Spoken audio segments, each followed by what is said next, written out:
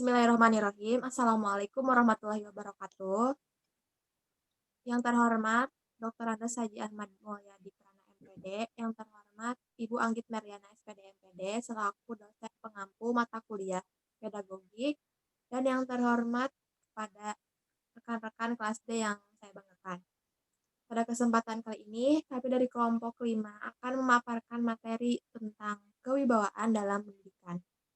Adapun dalam kelompok ini yaitu dengan saya sendiri, Regina, dengan NIM 2001230, lalu ada rekan saya, Teh Arini Yulistia dengan NIM 2008758, kemudian ada Teh Nunung Cindy Cantika dengan NIM 2009218. Nah, untuk mempersingkat waktu, marilah kita langsung saja kepada materi yang akan dibacakan langsung oleh Teh Arini. Persilahkan. Terima kasih kepada Teh Regina yang telah mempersilahkan saya untuk memaparkan materi mengenai pengertian kewibawaan. Apa itu kewibawaan? Definisi kewibawaan secara umum. Dalam Kamus Besar Bahasa Indonesia, pengertian wibawa adalah pembawaan untuk dapat menguasai dan mempengaruhi. Kewibawaan adalah sifat seseorang yang mempunyai kualitas tertentu bagi seseorang individu yang menyebabkan dirinya berbeda dengan orang biasa dan diperlakukan sebagai orang yang mendapat karunia seperti sifat adi kodrati, adi manusiawi, atau kekuatan dan kualitas yang sangat luar biasa. Adapun menurut para ahli, pengertian kewibawaan menurut Ngalim Purwanto, kewibawaan berasal dari bahasa Inggris yaitu gezag, yang berasal dari kata zegen yang berarti berkata. Siapa yang perkataannya mempunyai kekuatan mengikat terhadap orang lain berarti mempunyai kewibawaan atau gezag terhadap orang lain. Menurut Abu Ahmadi dan Nur Uhbiyah, kewibawaan atau gezag adalah daya tarik yang dimiliki seseorang sehingga orang lain yang berhadapan dengannya secara sadar atau sukarela menjadi tunduk dan patuh kepadanya. Kemudian materi selanjutnya akan disampaikan oleh Teh Nunung. Kepadanya saya persilahkan.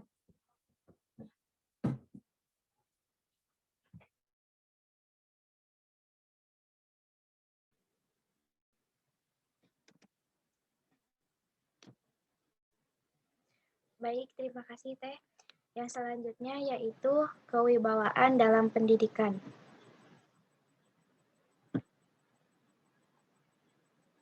Kewibawaan dalam pendidikan itu sangat penting untuk melaksanakan proses pendidikan. Kewibawaan yang paling utama terdapat pada orang tua, karena mereka yang mendidik anaknya dari sejak lahir, dan kewibawaan itu haruslah dipunyai oleh semua orang tua. Selain itu, yang terkait dengan kewibawaan adalah dalam pendidikan adalah guru atau pendidik, karena guru dan pendidik tersebut merupakan teladan bagi siswanya. Menurut Pratama F. tahun 2017 mengemukakan bahwa pelaksanaan kewibawaan dalam pendidikan harus bersandarkan kepada perwujudan norma-norma dalam diri si pendidik itu sendiri. Tujuannya supaya setiap anak dapat mengetahui norma-norma dan mempraktikkan serta untuk pendewasaan anak itu sendiri.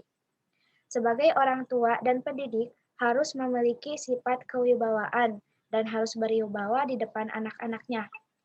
Contoh dari bentuk kewibawaan yaitu dengan menunjukkan kasih sayang kepada anak.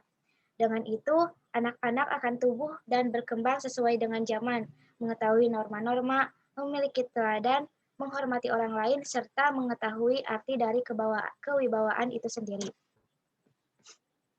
Siapa yang perkataannya mempunyai kekuatan mengikat terhadap orang lain, berarti mempunyai kewibawaan atau gezag terhadap orang lain, menurut Pratama F. tahun 2017. Kewibawaan biasanya terdapat pada orang dewasa. Salah satu contohnya yaitu orang tua yang harus memiliki kewibawaan, karena orang tua yang mendidik atau mengurus anak sejak lahir.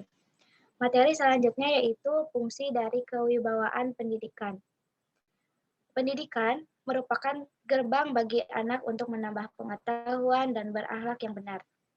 Seiring dengan berjalannya waktu, pendidikan khususnya di Indonesia berubah-ubah baik dalam kurikulum atau yang lainnya. Oleh karena itu, seorang guru harus memiliki sikap kewibawaan sehingga anak didiknya akan mematuhi dan mengikuti perintah dari seorang guru. Dengan kewibawaan itu akan mempengaruhi seorang anak untuk menjalani proses pendewasaan dan menghadapi apa yang akan terjadi ke depannya. Karena anak didik tidak akan tergantung pada seorang guru, karena nantinya akan menjadi mandiri dan menghadapi kehidupannya sendiri. Menurut Pratama Ep tahun 2017.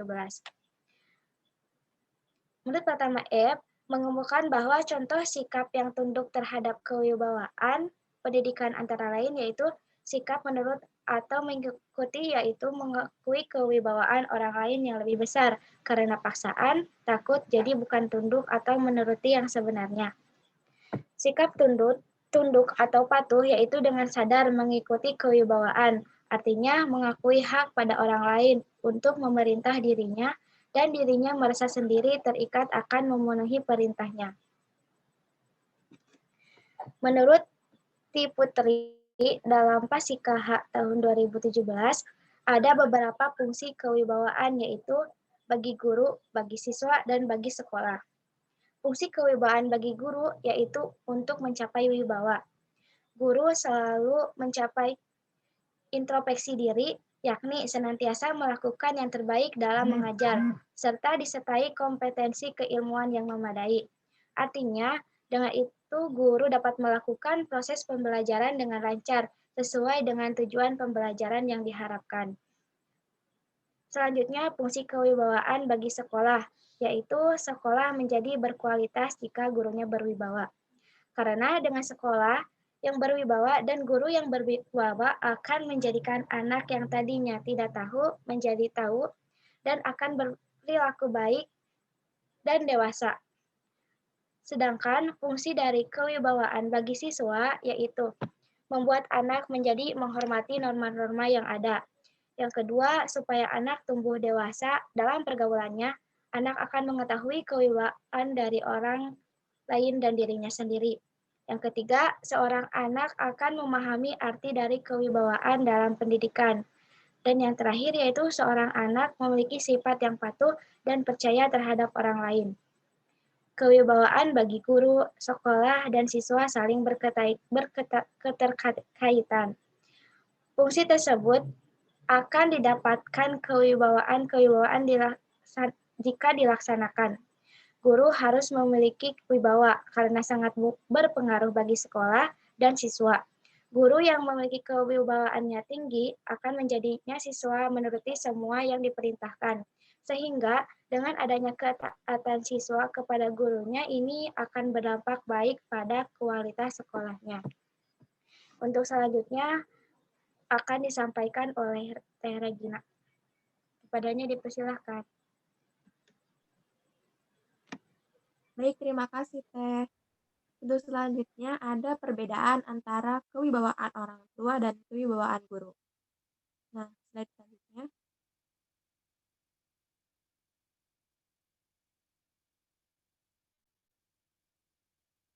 Slide selanjutnya, Teh.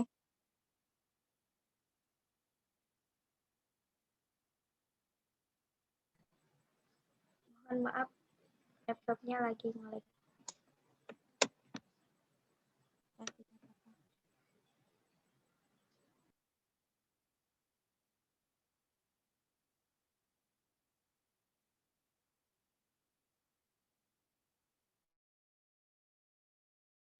Nah, kita cari dulu perbedaannya ya. Yang pertama ada kewibawaan orang tua meliputi kewibawaan pendidikan dan kewibawaan keluarga. Nah, orang tua yaitu ayah dan ibu adalah pendidik yang terutama dan sudah semestinya. Mereka lah pendidik asli yang menerima tugas dari kepada Tuhan untuk mendidik anak-anaknya. Oleh karena itu, sudah semestinya mereka mempunyai kewajiban terhadap anak-anaknya. Nah, yang pertama yaitu kewibawaan pendidikan. Berarti bahwa dengan kewibawaan itu orang tua bertujuan memelihara keselamatan anak-anaknya agar mereka dapat hidup terus dan selanjutnya usia yang dewasa. Adapun nasihat-nasihat yang diminta atau diterimanya dari orang tua meskipun orang yang meminta atau menerima nasihat itu sudah dewasa, baik juga dan baik juga yang dituruti. Tetapi hal itu hendaknya timbul dari hati yang tulus ikhlas, tidak karena suatu keharusan. Selanjutnya, kewibawaan keluarga. Orang tua merupakan kepala keluarga dari suatu keluarga. Tiap-tiap keluarga merupakan masyarakat kecil, yang sudah tentunya dalam masyarakat itu harus ada peraturan-peraturan yang harus dipatuhi dan dijalankan. Tiap-tiap anggota keluarga harus patuh kepada peraturan-peraturan yang sudah berlaku dalam keluarga itu. Dengan demikian, orang tua sebagai kepala keluarga dan dalam hubungan keluargaannya mempunyai perbawa terhadap anggota-anggota keluarganya. Kewibawaan keluarga ini bertujuan untuk memelihara dan keselamatan keluarga itu sendiri. Soal sudah dewasa atau belum itu bukan soal yang penting. Selanjutnya ada kewibawaan guru, ada kewibawaan pendidikan dan kewibawaan pemerintah.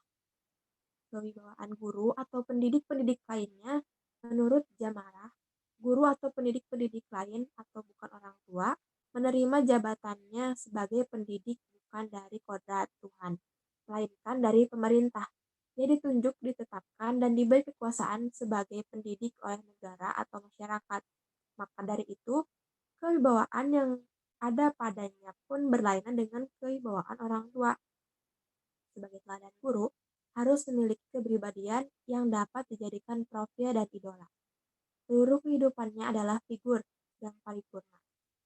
Jadi sedikit saja guru berbuat tidak baik, maka akan mengurangi kewibawaan dan karisma pun secara perlahan lebur. Nah, yang pertama ada kewibawaan pendidikan. Sama halnya dengan kewibawaan pendidikan yang ada pada orang tua, guru atau pendidik karena jabatan atau berkenaan dengan jabatannya sebagai pendidik telah disertai sebagai dari tugas orang tua untuk mendidik anak-anak. Selain itu, guru atau pendidik karena jabatan menerima kewibawaannya, sebagian lagi dari pemerintah yang mengangkat mereka. Kewibawaan pendidikan yang ada pada guru ini terbatas oleh banyaknya anak-anak yang diserahkan, dan setiap tahun berganti murid. Yang kedua ada kewibawaan pemerintah. Artinya, selain memiliki kewibawaan pendidikan, guru atau pendidik karena jabatan juga mempunyai jabatan pemerintah. Mereka telah diberikan kekuasaan atau gezag oleh pemerintah atau instansi yang mengangkat mereka. Kekuasaan tersebut meliputi pimpinan kelas. Misalkan anak-anak diserahkan kepadanya. Bagi kepala sekolah, kewibawaan ini lebih luas, yaitu meliputi pimpinan sekolah. Sekian dari saya. Untuk slide selanjutnya mungkin akan disampaikan oleh Teh Arin. Silakan.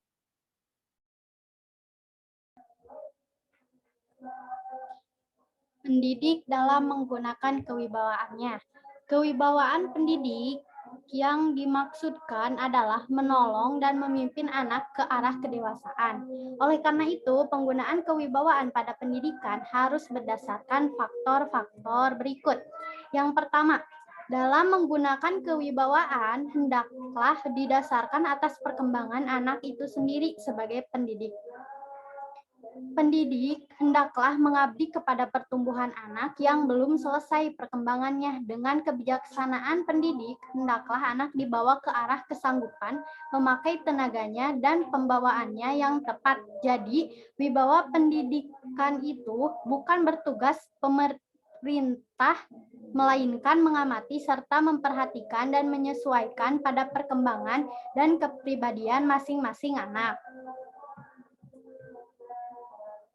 Kemudian yang kedua, pendidik hendaknya memberikan kesempatan kepada anak untuk bertindak atau berinisiatif sendiri. Kesempatan dan keluasan itu hendaknya makin lama makin diperluas sesuai dengan perkembangan dan bertambahnya umur anak. Anak harus diberi kesempatan cukup untuk melatih diri bersifat patuh karena anak dapat bersikap tidak patuh. Jadi dengan wibawa itu hendaklah pendidik berangsur-angsur mengundurkan diri sehingga akhirnya tidak diperlukan lagi. Mendidik anak berarti mendidik untuk dapat berdiri sendiri. Kemudian yang ketiga, pendidik hendaknya menjalankan kewajiban itu di atas dasar cinta terhadap si anak. Ini berarti hendak berbuat sesuatu untuk kepentingan si anak, bukan memerintah atau melarang untuk kepentingan sendiri. Karena cinta itu perlu bagi pekerjaan mendidik sebab akan timbul kesanggupan serta bersedia berkorban untuk sang anak, selalu memperhatikan kebahagiaan anak yang sejati. Sekian deh materi yang saya sampaikan, saya kembalikan kepada Teh Regina.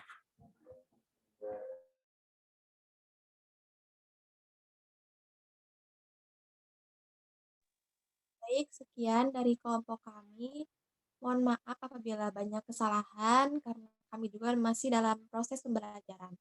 Apabila teman-teman yang ingin bertanya, mungkin nanti kita akan sampaikan instruksinya di WhatsApp grup. Sekian dari kami. Wassalamualaikum warahmatullahi wabarakatuh.